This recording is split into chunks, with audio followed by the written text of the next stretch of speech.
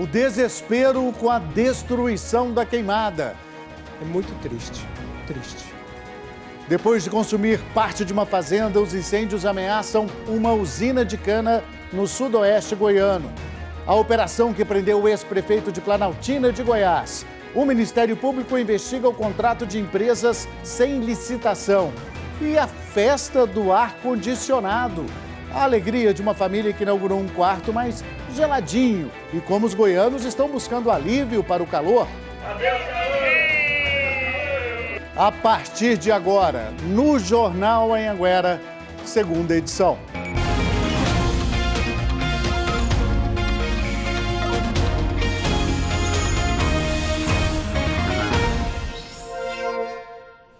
Muito boa noite para você. Estamos ao vivo agora, 6 horas e 54 minutos, com as principais notícias da sua cidade, da sua região. E o Jornal Anhanguera começa falando desta quarta-feira, que foi mais um dia de desespero com as queimadas que avançam pelo estado. Na região sudoeste, o cenário foi de rodovias interditadas, fazendas devastadas e o fogo chegando muito perto de uma usina. Esse vídeo em Santa Helena de Goiás mostra que o fogo atingiu um canavial e se alastrou muito rápido. Outra queimada também interditou a GO 210 durante essa tarde. Bombeiros e equipes de brigadistas trabalharam para tentar apagar as chamas. Em Santo Antônio da Barra, na BR-060, a fumaça podia ser vista de longe e de perto a agonia de quem via o fogo se aproximar. Não tem jeito não, já queimou cerca, já vai acabando tudo, né? Os bombeiros têm dificuldade para controlar as chamas por causa da ventania. Como a gente pode ver, a fumaça já tomou conta do céu e o medo agora é que o fogo chegue numa usina de cana que fica aqui bem perto. Mais de 5.000 hectares já foram consumidos pelo fogo. De uma hora para outra, com essa ventania, o fogo veio e detonou tudo. O seu Jorge viu o fogo destruir quase metade da fazenda dele. É muito triste, triste. Porque é como a gente jogar dinheiro fora, né? E hoje a agricultura é muito sacrificada, tudo é muito caro, né? Tudo é muito difícil. Entre tanta destruição, essa ema com vários filhotes ficou perdida em meio à lavoura queimada. São imagens realmente impressionantes e que não terminam. Teve incêndio também na área de uma usina de álcool em Bom Jesus, no sul do estado. A empresa precisou ser desocupada. Veja este vídeo que nós recebemos. Isso de explosão na goiada, evacuando todas as áreas neste momento, ó. Tudo cheio saindo, população. Aí, ó. Risco de explosão na goiada neste momento. Bom, a gente não conseguiu falar com a empresa responsável, que é a usina Goiasa. E um galpão às margens da BR-153 em Goiânia pegou fogo hoje, complicou o trânsito na rodovia. As chamas começaram na madrugada e a empresa estava fechada ainda, não tinha ninguém trabalhando. Por causa da escada usada para combater as chamas, uma das pistas da BR-153 ficou bloqueada por mais de 2 horas. O trânsito ficou lento na região, você viu ali o trabalho dos bombeiros. Esse incêndio mobilizou 13 equipes dos bombeiros e foi controlado por volta das 6 horas da manhã. Falar agora da prisão do ex-prefeito de Planaltina de Goiás. Segundo o Ministério Público, ele teria contratado, sem licitação, uma empresa para fazer a coleta de lixo na cidade, prejuízo que pode ter chegado a R$ 1,5 milhão de reais. Vou falar com o repórter Giliardi Freitas, ao vivo de Lusiânia. Oi, Giliardi, boa noite. Como é que funcionava esse esquema, hein, segundo o Ministério Público? Uma boa noite para você, Luciano, boa noite para todo mundo. Segundo as investigações do Ministério Público, era exatamente aí, na hora de contratar a empresa sem licitação, que o prefeito escolhia a empresa, combinava um valor superfaturado e aí ele lucrava em cima disso. Isso segundo as investigações. Tudo teria acontecido em 2017, quando Davi Alves Lima era prefeito da cidade de Planaltina de Goiás. Hoje foram cumpridos mandados de busca, apreensão, prisão temporária e prisão preventiva contra o ex-prefeito. O promotor responsável pelo caso comentou também a prisão de outros envolvidos nesse esquema. O prejuízo foi por volta de R$ 1,5 milhão durante o ano de 2017, na gestão do então prefeito Davi. Além da prisão do ex-prefeito, também foram presos o ex-secretário de transporte da cidade, o ex-chefe de gabinete, advogados e membros da comissão de licitação. Essa investigação foi coordenada pelo Ministério Público aqui de Goiás, com a contribuição do Ministério Público do Distrito Federal. Nós tentamos contato com a defesa de Davi Alves Lima, mas tanto o Ministério Público quanto a Polícia Civil disseram que ele não tinha apresentado nenhum advogado. A gente segue, lógico, acompanhando esse caso, um prejuízo muito grande, como disse aí o promotor, R$ 1,5 milhão. Luciano? Porque a licitação é para deixar justa a concorrência e deixar também bem aplicado ou melhor aplicado o nosso dinheiro, o dinheiro público, né, Giliardi? Obrigado, bom trabalho para você. Agora uma imagem que causou revolta nos moradores de Piranhas. Pedi para o Leonardo Marcelo, nosso diretor de TV, colocar aqui na tela para você ver essa imagem aí, gente, de um vídeo de um homem arrastando, você viu aí, um cachorro amarrado na moto? Ele seguiu por mais de uma quadra, segundo os moradores, que chamaram a polícia. O motociclista disse que achou que o cachorro estava morto e resolveu levar o animal para um local de descarte. Ele foi ouvido e liberado até a audiência marcada para o dia 3 de outubro. Nem se tivesse morto, o cachorro deveria ser arrastado desse jeito, né? Existem maneiras adequadas para fazer isso aí, para colocar o cachorro, então, num local mais adequado, se estivesse morto. Um casal foi flagrado brigando em cima da moto em pleno trânsito em Goiânia. Esse flagrante foi no setor leste universitário. Tá vendo aí? Ela dá socos e depois o homem revida, dá 2 socos nas costas aí, né? De costas para ela. A mulher se desequilibra, ela começa aí, ele revida, ela se desequilibra, quase cai e o piloto vai para o acostamento. E só depois disso tudo é que para. Apesar dessa agressão aí, um flagrante que coloca em risco não só eles aí, mas coloca também em risco também quem está no trânsito, sem falar que é uma agressão, né? E olha, a Enel foi condenada a pagar R$600 mil, quase R$500 mil, né? Mais de R$500 mil, na verdade, a uma mulher e 2 filhas de um homem que morreu de choque elétrico. Esse caso foi em 2015. O produtor rural tentava apagar um incêndio quando encostou numa cerca e acabou recebendo a descarga elétrica. Vou conversar com a Marina Demore, ao vivo de Anápolis, tem outras informações sobre essa decisão da Justiça que se baseou em quê, hein? Marina, boa noite. Oi, Luciano, boa noite para você, boa noite a todos. Pois é, a Enel vai ter que pagar aí um valor de R$200 mil para cada uma das filhas e também para a esposa do Elton Antônio Guimarães, né? Além disso, a companhia elétrica também vai precisar pagar uma pensão no valor de R$ 2.800 por mês para a viúva do Elton. Ele morreu depois de levar uma descarga elétrica ao encostar numa cerca na zona rural, quando tentava combater as chamas de um incêndio, né?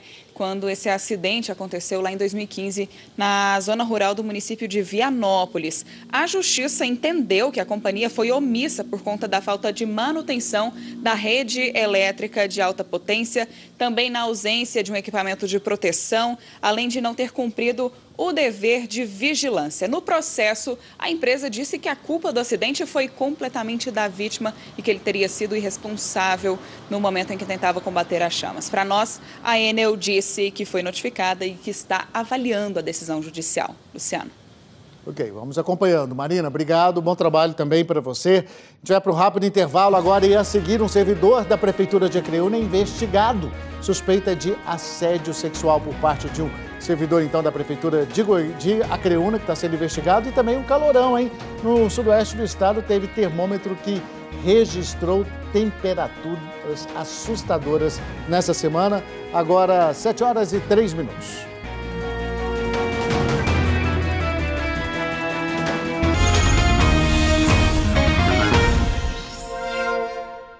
7h04, estamos de volta. A Polícia Civil apura suspeita de assédio sexual por parte de um servidor da Prefeitura de Acreúna.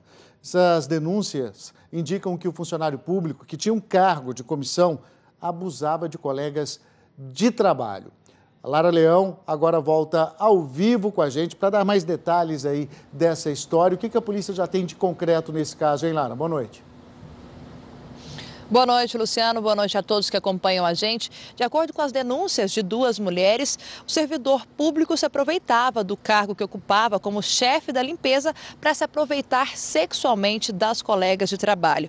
Ainda de acordo com a denúncia, ele ignorava algumas faltas e afastamentos em troca desses supostos abusos. O inquérito já foi concluído e ele decidiu, então, a conclusão desse inquérito por denunciar o suspeito por violação sexual mediante a fraude. Por isso, ele já foi afastado do cargo e hoje, mais cedo, nós conversamos com o delegado de Polícia Civil, Daniel Moura, que está investigando esse caso. As coações eram no sentido de que tais servidores mantivessem relações para que tivessem faltas e não tivessem contra si processos administrativos. Além das duas servidoras que chegaram a manter relações sexuais com o supervisor, outras duas foram ouvidas, dizendo que foram procuradas com as mesmas propostas, mas não cederam à pressão. O suspeito foi ouvido e negou as acusações. A defesa do suspeito disse que os fatos foram distorcidos e que ao longo do processo vai provar a inocência dele.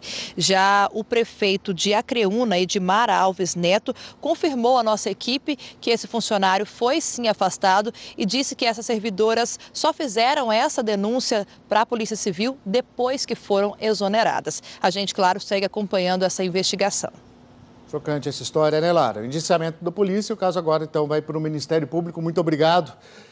E olha, está se recuperando em casa a mulher que foi agredida pelo namorado em Goiânia. Ela teve vários ferimentos nos braços, no rosto.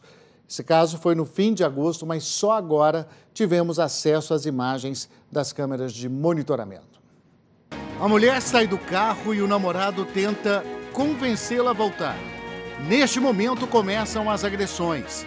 Ele dá um soco no rosto e depois vários chutes, até derrubá-la no chão. E aí continua espancando a mulher, até que um policial civil armado rende o agressor. Ele é personal trainer e foi preso em flagrante por tentativa de homicídio. Como já tinha passagens por ameaça e injúria, a justiça decidiu mantê-lo preso.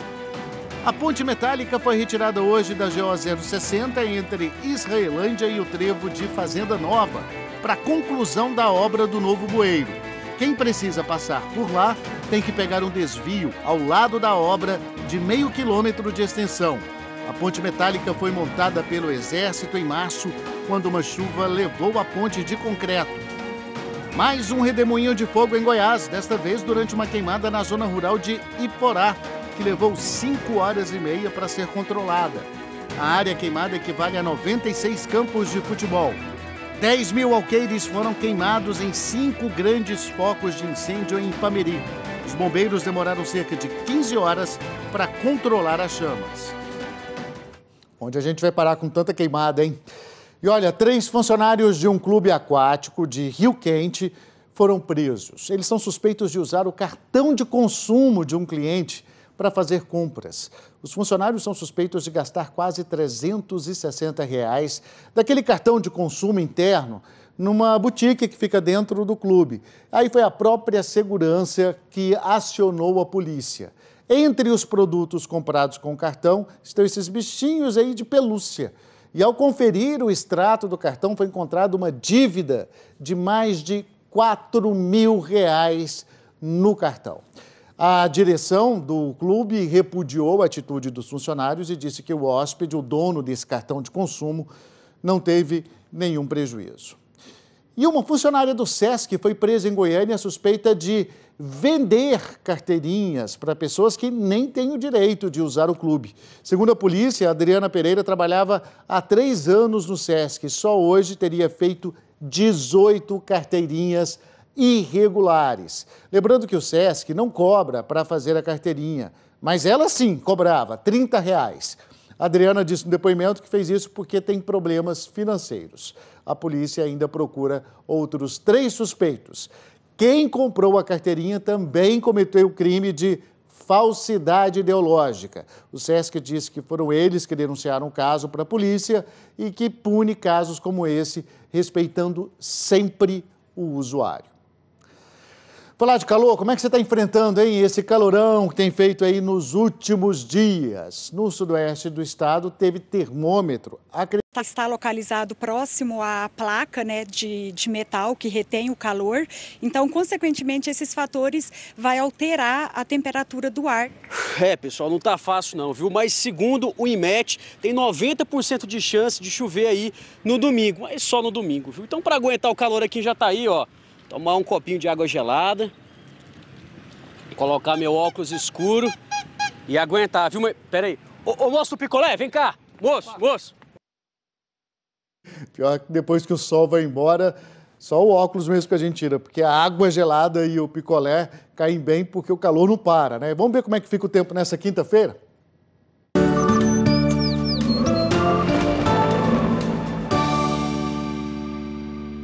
Muito calor e que aumenta mais no período da tarde, principalmente no norte e oeste de Goiás. Estado de emergência, ainda por causa do tempo seco, com aumento de risco de queimadas e desidratação. Em Catalão e Caldas Novas, a umidade chega a 11%, além do calorão. Em Porangatu, os termômetros batem os 40 graus. E em Lusiânia, máxima de 34.